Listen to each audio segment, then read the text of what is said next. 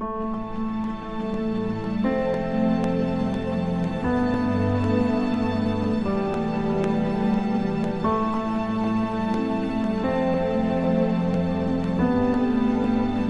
dia a todos. Então vamos dar continuidade ao nosso estudo, que hoje o tema é o engano do liberalismo.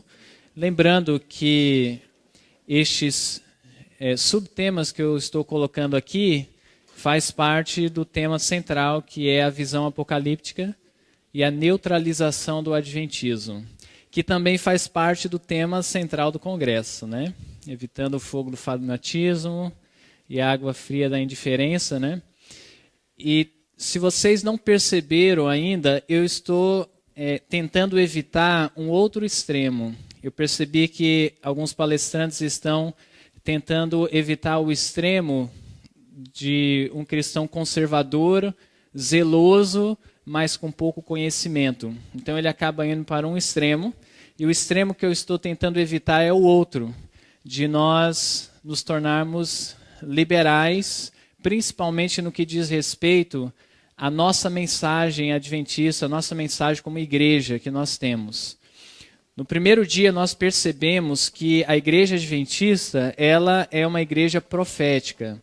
O nosso surgimento foi por causa que o Senhor Jesus Cristo nos deu o livrinho pequeno e ele disse que haveria um movimento que iria pregar as profecias de Daniel, que foram projetadas a partir do abrimento do livrinho pequeno em Apocalipse. A partir do capítulo 11 em diante, nós podemos ver que o Apocalipse amplia as mensagens contidas no livro de Daniel.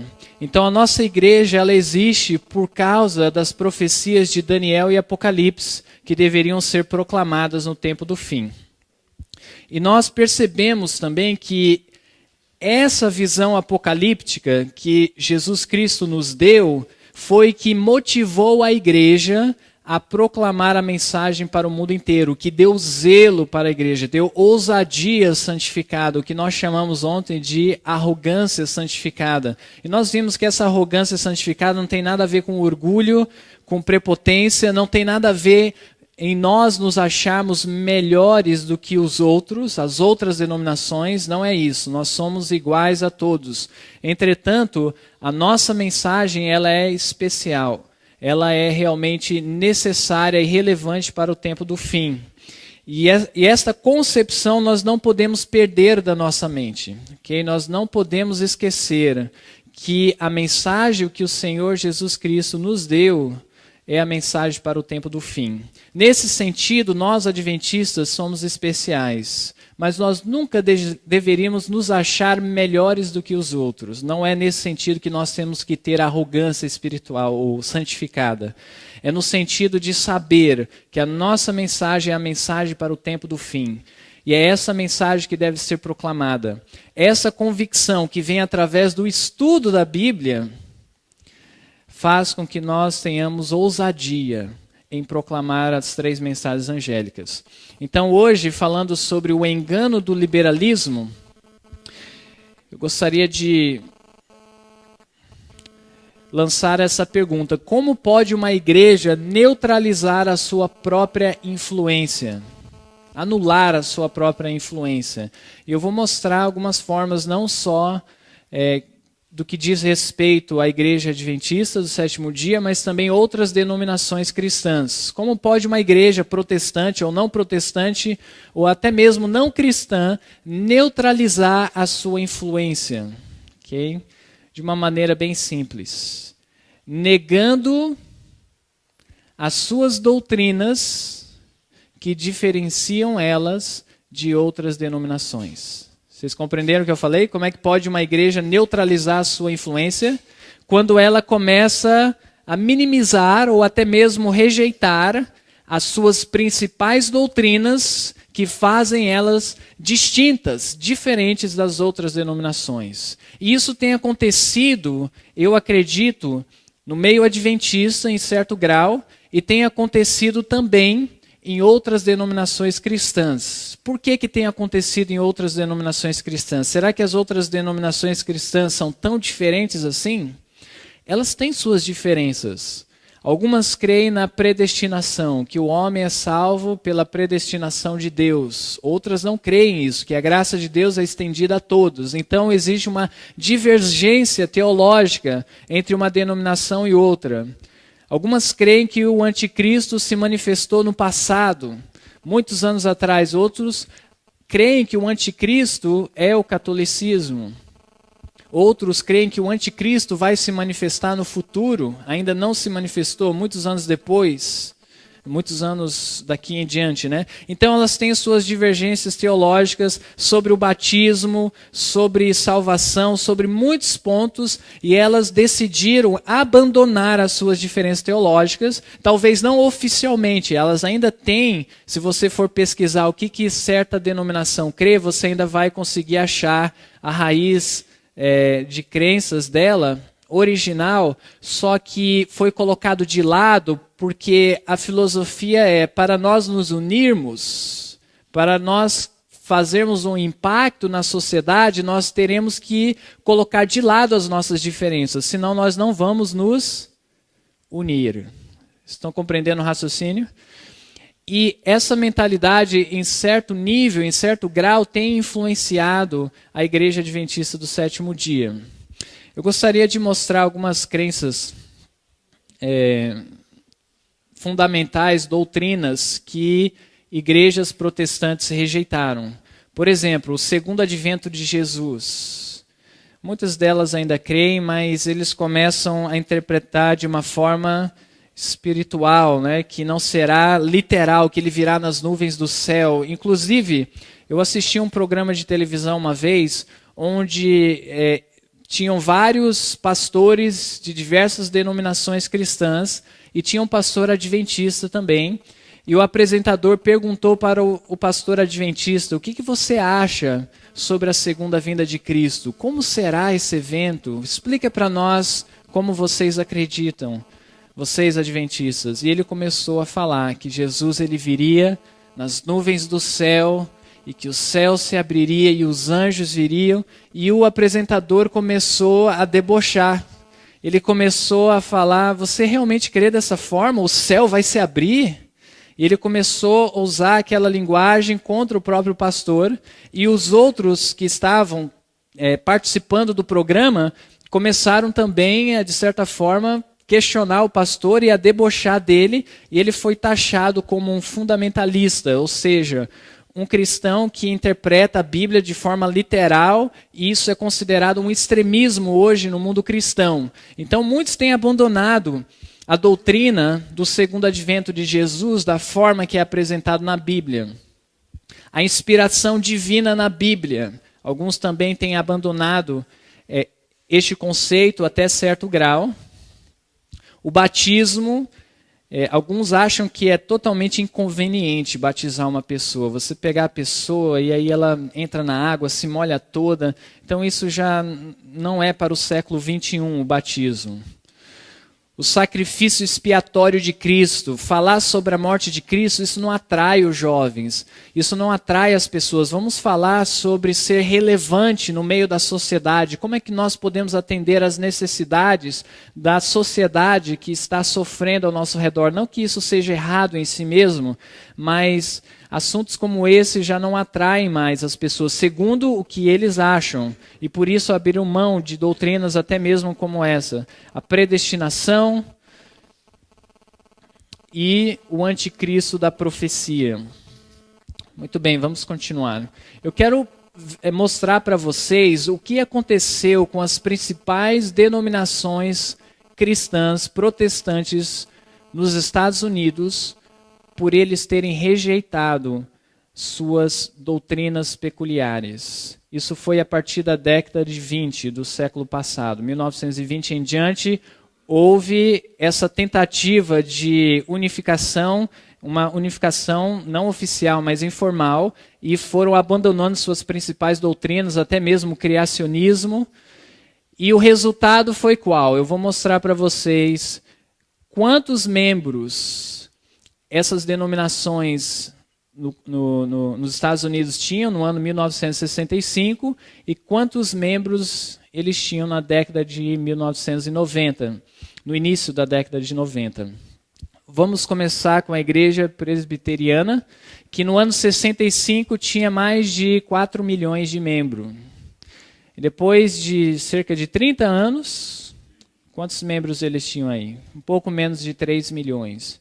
Então houve uma redução de membros na igreja drástica, e o autor, que eu vou mostrar mais adiante, uma citação, ele atribui justamente por eles terem transigido nas suas doutrinas peculiares. A igreja metodista, por exemplo, tinha 11 milhões de membros, em 65, na década de 90, caíram para 8 milhões e 700 mil membros.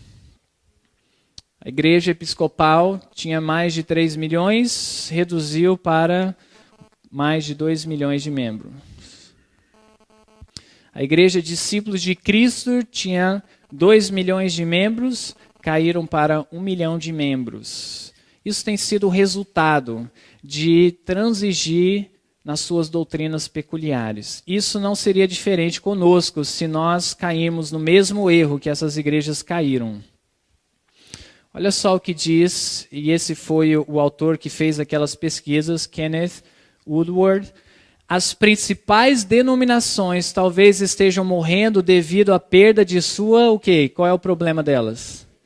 Integridade teológica. Eles ficaram envergonhados. Pregar criacionismo, sendo que a ciência fala que não é dessa forma, isso deixou eles envergonhados e passaram a comprometer a sua teologia, não tiveram integridade, tiveram vergonha do que acreditavam. E o resultado foi drástico, como nós podemos ver. Thomas Reeves, ele escreve: a única esperança para o protestantismo é redescobrir a teologia o quê? Ortodoxa, ou seja, tradicional deles, né? Muito bem, vamos continuar. Agora eu vou mostrar para vocês uma pesquisa de igrejas protestantes que aumentaram o número de membros nos Estados Unidos. Que isso é interessante. Enquanto as principais denominações estavam reduzindo os seus membros de forma drástica, porque a tendência deveria ser o quê? Crescer, não é verdade? Porque uma igreja, uma denominação, para atingir 11 milhões de membros, 8 milhões de membros, 2 milhões de membros, é porque elas são extremamente ativas e estão criando um impacto na sociedade. É uma igreja grande. Então, a tendência deveria ser continuar crescendo, mas elas cresceram quando elas tinham convicção. Ainda que eles estivessem errados em certos pontos doutrinários, mas eles estavam convictos daquilo. Isso trazia o quê nessas denominações? O que nós estudamos ontem. Arrogância santificada, vamos dizer assim. Eles tinham um zelo, eles tinham ousadia de proclamar, porque eles não se envergonhavam. E eles viviam por aquilo, eles acreditavam naquilo. Então aquela convicção fazia com que a igreja crescesse, que ela causasse um impacto na sociedade. Quando perde a convicção, a igreja perde aquele vigor, aquele zelo, aquela ousadia santificada. Vocês querem saber que denominações são essas que cresceram? Olha só, a igreja dos Mormons, que na década de 70 tinha mais de 2 milhões de membros, em 95, olha só o crescimento deles, mais de 100%. Você vê o contraste com as outras igrejas, as principais igrejas dos Estados Unidos? Elas abaixaram, algumas delas 50%, 100%. Perdão, 50%. Agora eu pergunto para vocês, a igreja dos Mormons, eles têm convicção do que eles creem? Eles são uma igreja peculiar, têm uma doutrina peculiar? O ponto não é somente ser peculiar, porque as outras tinham doutrinas distintas, mas o ponto é que eles têm convicção. Na mente dos Mormons, eles têm a mensagem para o tempo do fim. A igreja de Jesus Cristo para os santos dos últimos dias. Então eles creem que a mensagem deles é para os santos dos últimos dias. Isso traz no coração deles um zelo, uma ousadia, que faz que eles causem um impacto na sociedade, mesmo que a fé dos Mormons seja uma fé vamos assim dizer, difícil de aceitar. Não é uma fé fácil de aceitar. Eles têm exigências que é difícil você ser um Mormon. Outra denominação que cresceu, Testemunhas de Jeová. Na década de 70, 1 milhão de membros nos Estados Unidos. Em 95, eles tinham mais de 2 milhões de membros. Um crescimento de 126%. Agora eu pergunto para vocês, os Testemunhas de Jeová têm convicção no que eles creem? É interessante que essas duas denominações são denominações que surgiram nos Estados Unidos, também no século XIX. O Adventismo surgiu nos Estados Unidos no século XIX. Os Testemunhas de Jeová, a origem deles também é do movimento milerita. Os Mormons, eles acreditam em um profeta, ou seja, de certa forma, eles têm o espírito de profecia manifestado na igreja. Eu, particularmente, acredito que essas duas denominações são uma contrafação da igreja verdadeira. Okay? É interessante que essas duas igrejas, elas pregam a mensagem através de evangelismo porta a porta. E nós, adventistas, nós temos um evangelismo de porta a porta? Deus nos orientou a usar o método da colportagem como o método mais eficiente para se evangelizar. E quando nós vamos colportar, ir de porta em porta, geralmente nós somos confundidos por quem? Testemunhas de Jeová ou Mormons, dependendo da região que você está ou do país que você está. De certa forma, as pessoas já não querem te receber porque te confundem, então se tornou ainda mais difícil nós pregarmos a nossa mensagem, né? E os Testemunhas de Jeová, eles não têm um profeta da forma que os Mormons têm, mas eles têm uma mensagem apocalíptica. A mensagem dos Mormons é baseada nas profecias bíblicas. E eles têm plena convicção. Para você ser um Mormon, você tem que, no mínimo, servir a Deus no campo missionário 2 anos. Seria bom se fosse um requisito na igreja adventista, né? 2 anos só para pregar o evangelho. Em outras palavras, são denominações que têm mensagens que não são fáceis de aceitar, mas ainda assim eles estão crescendo. Por quê? Não comprometeram as suas doutrinas peculiares. Existe uma terceira denominação que cresceu nos Estados Unidos, que eu vou mostrar mais adiante. Gostaria que vocês lessem essa citação também de Thomas Reeves. Olha só o nome do artigo dele, A Igreja Vazia. O suicídio do cristianismo. Que tipo de cristianismo se suicidou? Liberal. E ele escreve: as organizações religiosas são mais fortes de acordo com a o quê? Imposição de cobranças significativas em termos de sacrifício e até mesmo no estigma lançado sobre os membros. E é por isso que essas igrejas conservadoras estão causando impacto e estão crescendo, porque eles cobram de seus membros, eles pedem um sacrifício de seus membros. E até mesmo algumas delas têm um estigma, que seria uma marca, né? As pessoas olham e quando vê um testemunho de Jeová ou um Mormon na rua, imediatamente ele sabe, lá vai um Mormon. Não é assim? Não estou sugerindo que nós devemos andar uniformizados de forma alguma, mas as pessoas deveriam nos reconhecer como adventistas do sétimo dia. Nós temos uma mensagem peculiar. E as pessoas deveriam saber, este é um adventista do sétimo dia. Continuando essa citação, as pessoas tendem a fazer o quê? Valorizar a religião de acordo com o quanto lhes custa para pertencer àquele grupo. E aí quando a gente minimiza as doutrinas, também as verdades de teste, porque a Bíblia tem verdades preciosas, tem verdades presentes e tem verdades de teste, que testam a nossa fidelidade. Por exemplo, o sábado é uma verdade presente, mas é uma verdade de teste. porque testa o nosso compromisso, a nossa entrega a Deus. Os dízimos, as ofertas, é uma mensagem de teste, porque testa o nosso comprometimento com Deus, a nossa fidelidade a Deus. Então, essas verdades de testes, as igrejas protestantes, as principais, acharam, olha, vamos deixá-las de lado, porque isso vai atrair mais pessoas. Só que o resultado foi ao contrário. Cometeram um suicídio, por assim dizer. Já aquelas que não fizeram essa transigência, causaram um impacto no mundo. Agora eu vou mostrar para vocês a terceira denominação que cresceu nos Estados Unidos. Vocês conseguem imaginar qual denominação foi essa? Ok.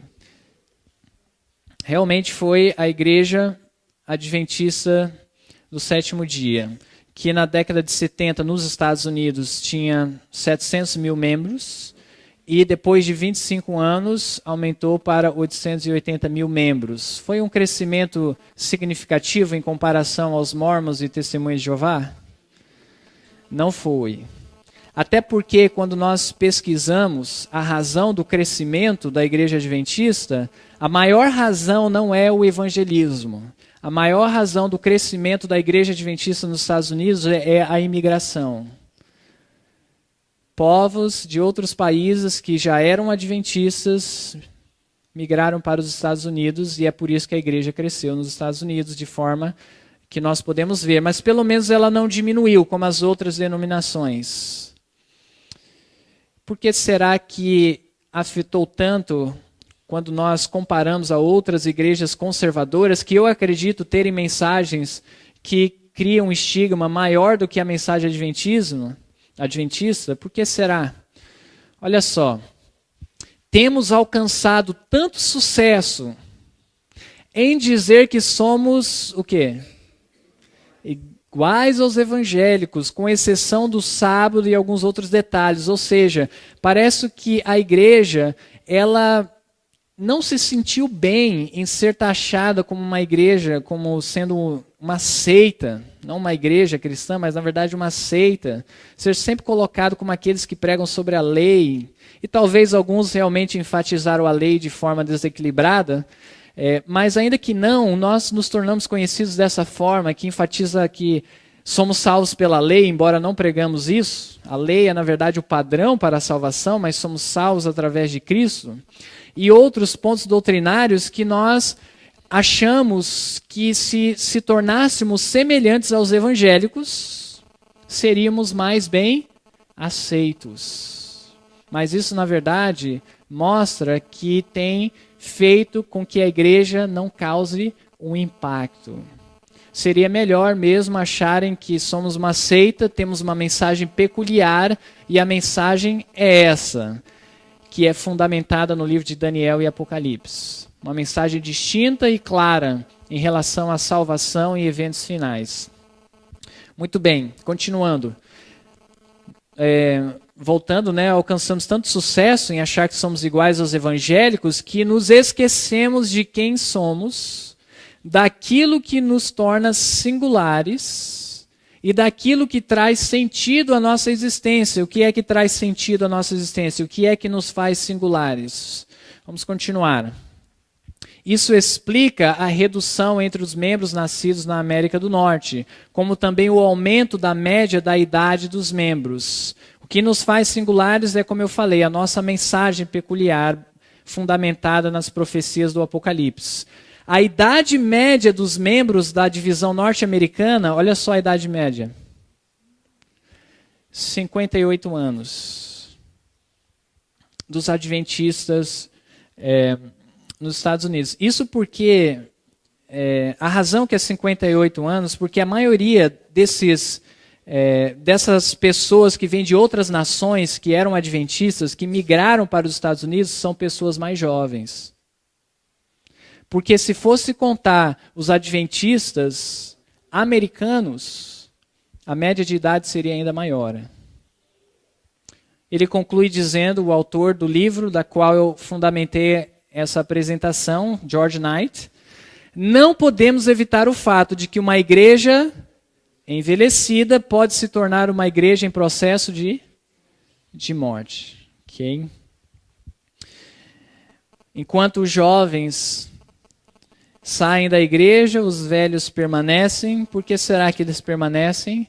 Porque eles tiveram o que hoje tem sido cada vez mais escasso no meio adventista, uma base teológica firme nas doutrinas, nas profecias de Daniel e Apocalipse. Isso seria o que eu quero apresentar para vocês, o perigo do liberalismo.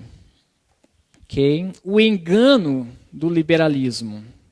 Se nós raciocinarmos, olha, para nós sermos bem aceitos, para o nosso evangelismo funcionar, não vamos falar sobre doutrinas peculiares ao adventismo. Vamos usar outros métodos. Talvez fazer sorteios, colocar músicas mais parecidas com o mundo, ou talvez utilizar métodos que nós falamos de mensagens que falam sobre as necessidades da sociedade, que são boas, os métodos de Cristo somente, nós vamos falar sobre isso também, okay, na sexta-feira. Mas não é isso que vai realmente causar um impacto na sociedade.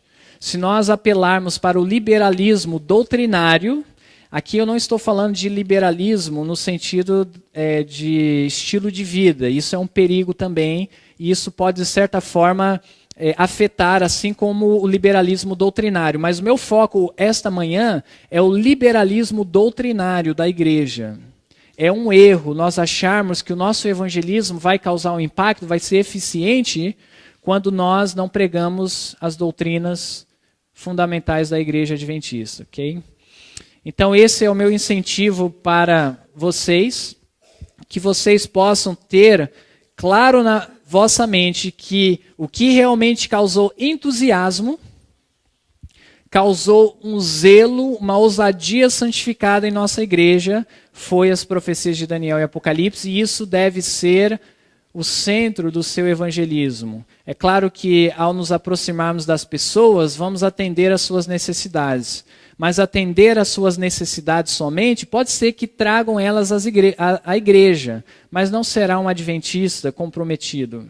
O que faz nós sermos comprometidos e querer viver outras verdades mais práticas de estilo de vida e mudar a nossa vida é porque nós temos a plena certeza e convicção de que nós somos uma igreja profética com uma missão profética. Essa certeza é que faz o crente a se comprometer em mudar a sua vida.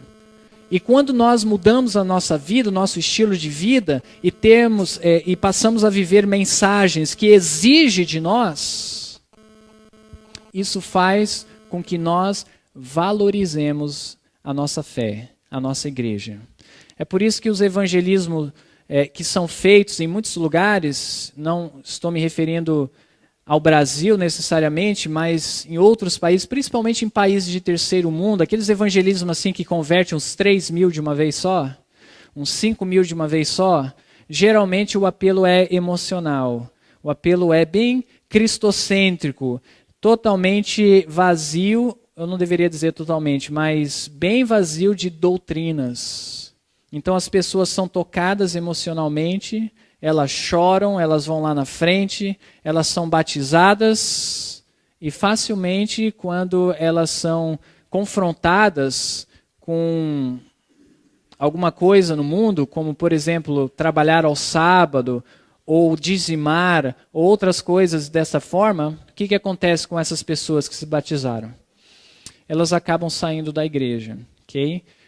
Ou seja, se nós quisermos fazer que o crente ele seja comprometido no estilo de vida, nas mudanças, venha realmente se apoderar da graça de Deus, ele tem que estar comprometido com a nossa identidade profética. Então que Deus nos ajude a não perder isso de mente e a não irmos ao extremo do liberalismo doutrinário. Vamos nos colocar de joelhos e fazer uma oração. Senhor nosso Deus, nós queremos mais uma vez agradecer pela mensagem profética que o Senhor nos deu como igreja e queremos pedir que o Senhor nos ajude a nos familiarizar cada vez mais com essas mensagens para que ela possa trazer uma ousadia santificada em nossa vida. E nos ajude a proclamá-las, nos dê oportunidades, tragam pessoas que estão abertas a essas mensagens até nós. É a nossa oração em nome de Jesus. Amém. Sobre o engano do liberalismo, eu gostaria de lançar essa pergunta: como pode uma igreja neutralizar a sua própria influência? Anular a sua própria influência? E eu vou mostrar algumas formas, não só do que diz respeito à Igreja Adventista do Sétimo Dia, mas também outras denominações cristãs. Como pode uma igreja protestante ou não protestante, ou até mesmo não cristã, neutralizar a sua influência? Okay? De uma maneira bem simples. Negando as suas doutrinas que diferenciam elas de outras denominações. Vocês compreenderam o que eu falei? Como é que pode uma igreja neutralizar a sua influência? Quando ela começa a minimizar. A nossa mensagem, ela é especial. Ela é realmente necessária e relevante para o tempo do fim. E esta concepção nós não podemos perder da nossa mente. Okay? Nós não podemos esquecer que a mensagem que o Senhor Jesus Cristo nos deu é a mensagem para o tempo do fim. Nesse sentido, nós adventistas somos especiais, mas nós nunca deveríamos nos achar melhores do que os outros. Não é nesse sentido que nós temos que ter arrogância espiritual ou santificada. É no sentido de saber que a nossa mensagem é a mensagem para o tempo do fim. E é essa mensagem que deve ser proclamada. Essa convicção que vem através do estudo da Bíblia faz com que nós tenhamos ousadia em proclamar as 3 mensagens angélicas. Então hoje, falando sobre...